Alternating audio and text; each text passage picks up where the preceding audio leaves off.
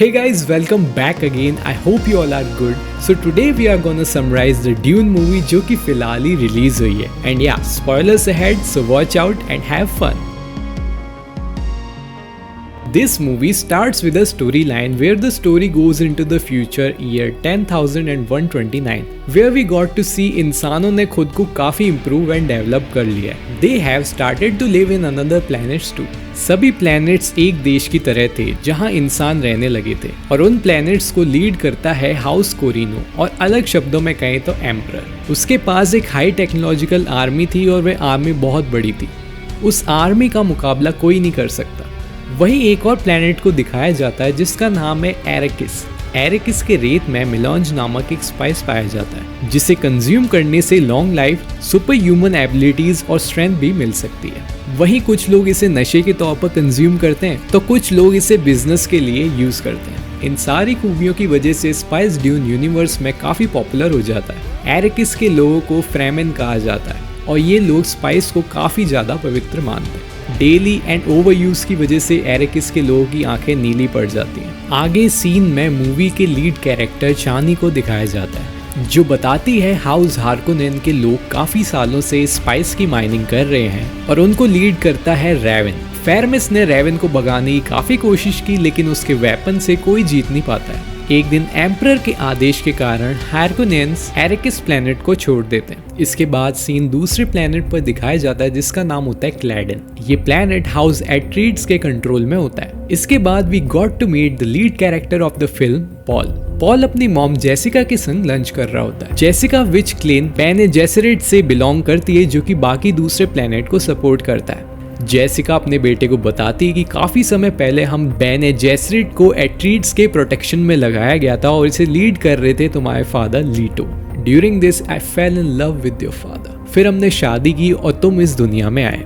इन witches के पास काफी super power होती है जैसे कि फ्यूचर प्रेडिक्शन, सुपर फास्ट होना और किसी का भी दिमाग अपने कंट्रोल में करके उसे अपने अकॉर्डिंग चलाना. यहाँ पर जेसिका अपने बेटे पॉल को विच पावर सिखा रही होती है. पॉल अपनी मॉम से कहता है कि उसे अजीबोगरीब सपने आ रहे हैं जिसके अकॉर्डिंग फ्यूचर में सेम सिचुएशन आने वाली है. उसे अपने सपने में नीली आंखों वाली फ्रेमेन दिखाई देती है और ये नीली आंखों वाली लड़की और कोई नहीं शानी होती है. इसके बाद सीन में बड़े बड़े स्पेसशिप्स को दिखाया जाता है जहाँ पर एम्परर के मैसेंजर्स एट्रीड्स के प्लेनेट पर आते हैं और लीटो को बताते कि हार्कोनेन्स की जगह एरेकिस में स्पाइस माइनिंग का काम मिला है. लेकिन उसकी बात को सुनकर लीटो के एडवाइजर को शक होता है. जैसे कि ऑर्डर्स एम्परर से आया था तो लीटो ने बिना कोई क्वेश्चन किए अपनी मोहर एम्परर से आए हुए ऑर्डर पे लगा देता है. वहीं जेसिका की नजर एम्परर की पावरफुल विच हेलेना पर पड़ती है. इसके बाद सीन में डैनकन को दिखाया जाता है. If I would say in other words a one and only Aquaman. यहाँ पॉल डनकन से मिलता है जो कि लेटो का सेनापति होता है. डनकन सारी तैयारी कर रहा होता है जिससे एट्रीड्स का एक बड़ा काफिला एरेकिस पर जाकर स्पाइसेस की माइनिंग कर सके. पॉल डनकन को बताता है कि उसने अपने सपने में तुम्हारी मौत देखी है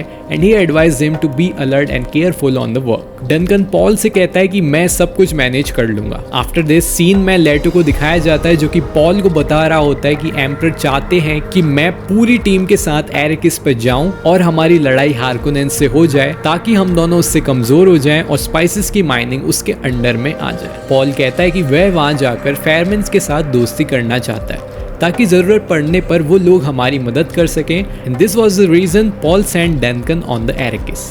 इसके बाद गर्नी को दिखाया जाता है जो कि पॉल को लड़ाई के लिए ट्रेन कर रहा होता है. यहाँ हम देखते हैं कि लोग खुद की प्रोटेक्शन के लिए एनर्जी शील्ड की ढाल बना लेते हैं जिस पर कोई वार भी नहीं कर पाता और अगर वार भी होता है तो उसका असर इतना नहीं पड़ता. इसके बाद सीन जाता है प्लेनेट हार्कोनेन्स के ऊपर. रेवन बैरन को कह रहा होता है कि अब एरेकिस के स्पाइसेस की माइनिंग का काम एम्परर ने हमें छीन कर लेटो को दे दिया है. बैरन कहता है कि सब कुछ हमारे फायदे के लिए हो रहा है. फिर कैलेडन प्लेनेट को दिखाया जाता है जहाँ पर हेलेना पॉल से मिलने के लिए आती है और उसे उसका हाथ एक बॉक्स पर रखने को कहती है. हेलेना यहाँ पर विजन्स की जानकारी के लिए आई होती है. She also took a test of Paul because उसे लग रहा था कि पॉल मसीहा था जिसके बारे में पूरे ब्रह्मांड में चर्चा हो रही है और पॉल भी टेस्ट पास कर लेता है. जब हेलेना वहां से जाने लगती तो जेसिका को ये बताकर जाती कि अगर पॉल ही उन सब का मसीहा हुआ तो उस पर काफी मुसीबत आने वाली है. दूर खड़ा पॉल सारी बातें सुन लेता है और जेसिका अपने बेटे पॉल को बताती है कि मसीहा बुरे लोगों को खत्म कर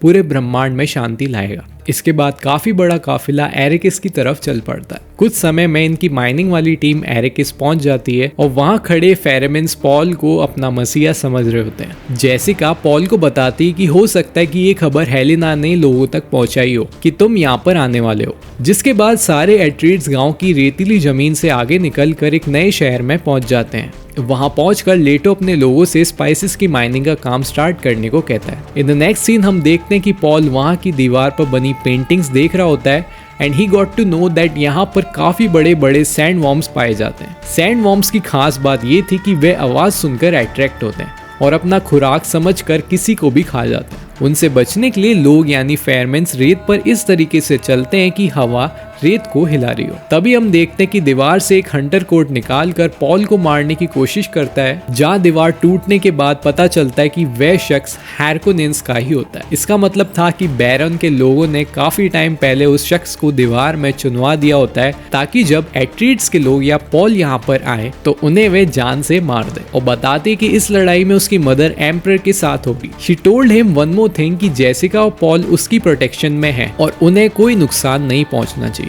बैरन told his adviser to kill Jessica and Paul too. इसके बाद सीन में डंकन को दिखाया जाता है जो कि अपनी टीम को बताता है कि इस जगह उम्मीद से ज्यादा फ्रेमेंस रहते हैं। वहां पर डंकन लेटो की मुलाकात फ्रेमेंस के लीडर स्टिलगर से करवाता है। लेटो उनके सामने दोस्ती का हाथ बढ़ाता है और कहता है कि वे पहले की तरह उन पर कोई अत्याचार नहीं करेगा। हम लोग आपको कोई परेशानी नहीं होने देंगे, लेकिन स्टिलगर उन्हें काम खत्म कर वापस लौट जाने को कहता है। वहां हम देखते हैं कि पॉल कुछ लोगों के साथ होता है। वहां डंकन पहुंचता है और पॉल को कुछ गिफ्ट देता है। गिफ्ट्स में एक कंपास, सैंड कॉम्पैक्टर और स्टिल सूट था, जिसके बिना अगर डेजर्ट में कोई भी गया तो सैंड वॉर्म उसे मार देंगे। इन द नेक्स्ट सीन हम लेटो को देखते हैं जो अपनी टीम के साथ एरिकिस उसे लोकेशन पर पहुंचता है जहां पर स्पाइस की माइनिंग हो रही होती है। तभी हम देखते हैं कि हैरकोनेंस जो कि यहाँ पर पहले माइनिंग करते थे, उन लोगों की मशीनों की काफी बुरी हालात कर रखी थी। इन खराब मशीनों को देखकर लेटो एम्परर के अपॉइंट हुई मीडिएटर को काइंस से मिलते हैं और वहां हम देखते हैं कि काइंस भी फ्रेमेंस होते हैं, जहां पर वे उन्हें कुछ स्टिल सूट्स देती हैं। वे कहती है कि ये स्टिल सूट्स इस तरीके से बनाया गया है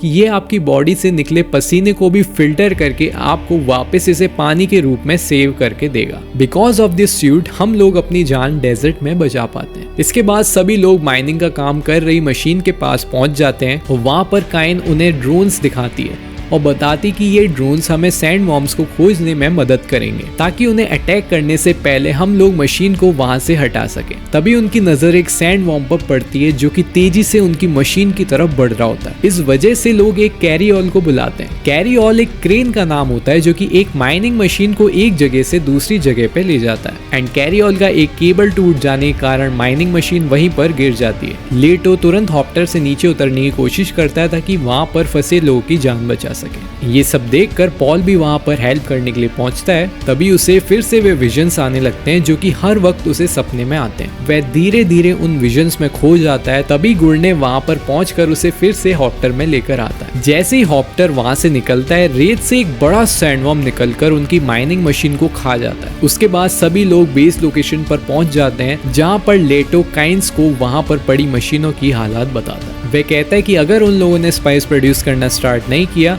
तो काफी प्रॉब्लम हो जाएगी क्योंकि ये काम खुद एम्परर ने हमें दिया है। Kine replied, I can't help you. जो मशीन तुम्हारे पास है तुम्हें उन्हीं से ही काम चलाना होगा। पॉल की हालत खराब होने के कारण वे एक डॉक्टर को बुलाते हैं जिसका नाम होता है यू। वह पॉल को चेक करके बताता है कि पॉल की हालत स्पाइस के पास जाने के कारण ऐसी हुई है। तभी पॉल अपनी मॉम को विजन्स के बारे में बताता है। वह कहता है कि उसने फिर से उस लड़की को देखा, उसकी आंखें नीली थी। इस बार उसने उसे मारने की कोशिश भी की। विजन में उसने जेसिका के दूसरे बेबी को देखा, यानी पॉल की छोटी बहन। इन द नेक्स्ट सीन दिखाया जाता है कि एट्रीड्स पर हमला करने के लिए बैरन एरिकिस पर जाता है। अगले सीन में डॉक्टर यू को दिखाया जाता है जो लेटो और पॉल को कुछ दवाइयां देता है ताकि उन्हें अच्छी नींद आ सके। तभी लेटो की आंख खुल जाती है और वह अपनी एक मेड को वहां पर घायल देखता है। इससे पहले लेटो को कुछ समझ में आता, उसे एक नीडल आकर लगती है जो कि उसके शील्ड को तोड़ देती है। तभी उसे पता लगता है कि ये काम डॉक्टर यू का ही होता है। यू बैरन के लिए काम कर रहा होता है।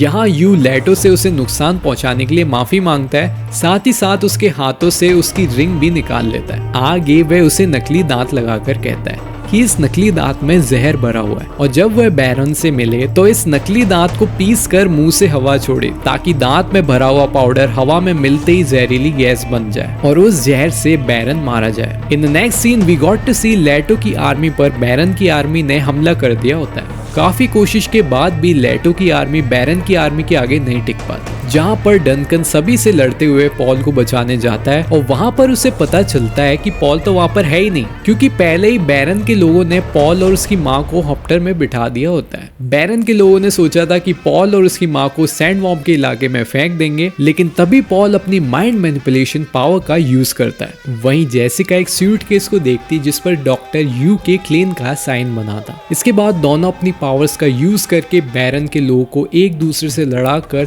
सेफली नीचे आ जाते हैं। नीचे आने के बाद वे दोनों देखते हैं कि कितनी बुरी तरीके से बैरन के लोगों ने उनकी सिटी को खत्म कर दिया है और दोनों रात काटने के लिए एक टेंट में सो जाते हैं। इसके बाद सीन में दिखाया जाता है कि डॉक्टर यू बैरन से अपनी पत्नी को छोड़ने के लिए कहता है, लेकिन बैरन वहीं पर डॉक्टर यू को मार डालता है। इसके बाद बैरन लेटो के पास जाता है और लेटो मौके का फायदा उठाकर अपनी नकली दांत को पीस कर मुंह से हवा निकालता है। ये थोड़ा सा वियर्ड है, बट उसके मुंह से निकला हुआ पाउडर हवा में मिलकर एक जहरीली गैस में बदल जाता है। गैस से लेटो की जान चली जाती है, साथ ही साथ बैरन की आर्मी की भी जान चली जाती है। जब बैरन की आर्मी को पता चलता है कि उन पर जहरीली गैस से हमला किया गया है तो वे कमरे में से गैस को निकालने आते हैं। तभी वे देखते हैं कि बैरन तो खुद की जान बचाने के लिए छत पर स्पाइडरमैन की तरह चिपका हुआ है। In the next scene Paul के हाथ डॉक्टर यू का सूटकेस लग चुका होता है। जब वे सूटकेस खोलता है तो उसके पिता की रिंग मिलती है और वह समझ जाता है कि उसके पिता इस दुनिया में नहीं रहे। तभी उसे एक और विजन आता है। उस विजन में वो उसी लड़की के साथ मिलकर एम्परर की आर्मी से लड़ रहा होता है और समझ जाता है कि ये आने वाले युद्ध का एक संकेत है। किसी तरह से दोनों रेतीले पहाड़ों से बाहर निकलते हैं और डनकन उन्हें ढूंढता हुआ वहां पर पहुंच जाता है। डनकन पॉल को बताता है कि डॉक्टर यू के बैग में एक ट्रैकिंग डिवाइस था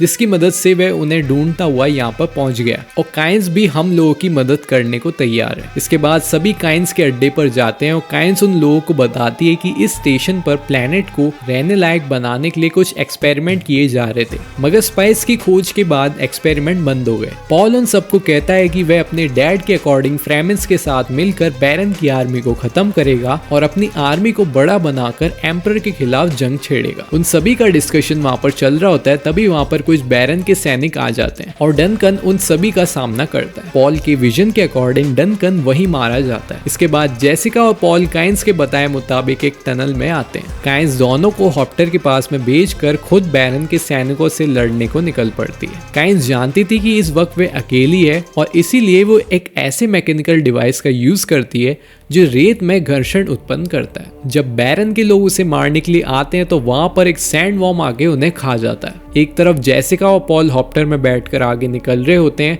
तभी उनके पीछे कुछ बैरन के लोग पड़ जाते हैं। उन लोगों से बचने के लिए दोनों सैंडस्टॉर्म में घुस जाते हैं और उनका हॉप्टर भी क्रैश हो जाता है। इसके बाद सीन में बैरन को दिखाया जाता है कि वह खुद को एक लिक्विड में डालकर खुद का ट्रीटमेंट कर रहा होता है। उसी वक्त वहां पर रब्बान पहुंचता है और बैरन को बताता है कि सैंडस्टॉर्म में पॉल और जेसिका की मौत हो गई है। बैरन रब्बान को सारे फ्रेमेंस को मारने के ऑर्डर देता है ताकि फ्यूचर में कोई भी उसका मुकाबला नहीं कर पाए। जेसिका और पॉल हॉप्टर से मिले स्टिल सूट को पहन लेते हैं और डनकन के लिए कंपास की मदद से फ्रेमेंस के काबिले को ढूंढने की कोशिश करते हैं। वे दोनों सैंडस्टॉर्म से बचने के लिए फ्रेमेंस की ट्रिक के अकॉर्डिंग चलने लगते हैं, फिर भी सैंडस्टॉर्म को अट्रैक्ट करने से नहीं रोक पाते। तभी एक बड़ा सा सैंडस्टॉर्म उनकी तरफ तेजी से बढ़ने लगता है। दोनों से बचने के लिए तेजी से भागने लगते हैं, तभी अचानक सैंडस्टॉर्म वहीं रुक जाता है। तब वहां पर रिटाइल घर्षण वाले डिवाइस की आवाज सुनाई देती है और उस आवाज को सुनकर सैंडस्टॉर्म भी उसकी तरफ जाने लगता है। कुछ आगे बढ़ने के बाद कुछ फ्रेमेंस उन्हें घेर लेते हैं और तब पॉल को पता लगता है कि ये लोग स्टिलगर के ही हैं जो कुछ समय पहले डनकन के साथ लेटो से मिलने आए थे। स्टिलगर के लोग जेसिका और पॉल के सैंडस्टॉर्म से बचने के तरीके से काफी इंप्रेस हो गए थे। उन सभी को ये लगने लगा था कि पॉल उन सब का मसीहा है। वहीं पर पॉल फर्स्ट टाइम चानी से मिलता है। पॉल अपने विजन्स के बारे में चानी को बताता है। स्टिलगर जेसिका और पॉल को अपने कुनबे में शामिल करने को तैयार हो जाता है। स्टिलगर के साथ जमीस को पॉल पर बिल्कुल विश्वास नहीं होता जमीस कहता है कि वो मेरा डिवाइस था जिसने सैंडस्टॉर्म से तुम्हें बचाया था, और मैंने इसलिए तुम्हें बचाया था ताकि मैं देख सकूं कि क्या तुम इस काबिल हो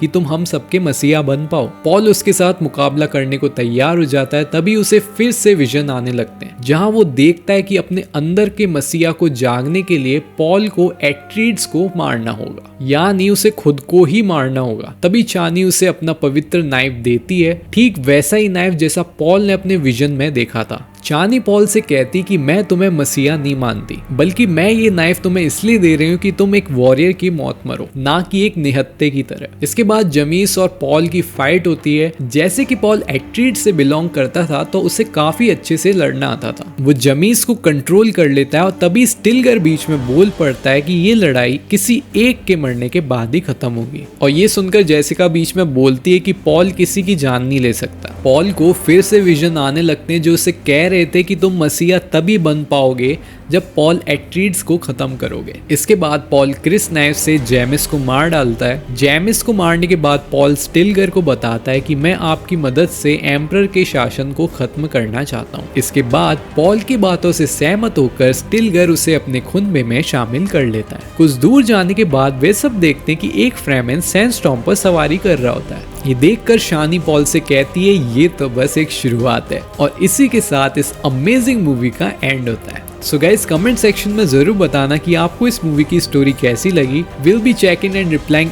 एवरी सिंगल कमेंट। और अगर आप हमारे चैनल पर नए हो तो चैनल को लाइक, शेयर एंड सब्सक्राइब करना मत भूलना। तब तक के लिए bye to all, take care of yourself guys, और मिलते हैं नेक्स्ट वीडियो में विद अनदर अमेजिंग मूवी।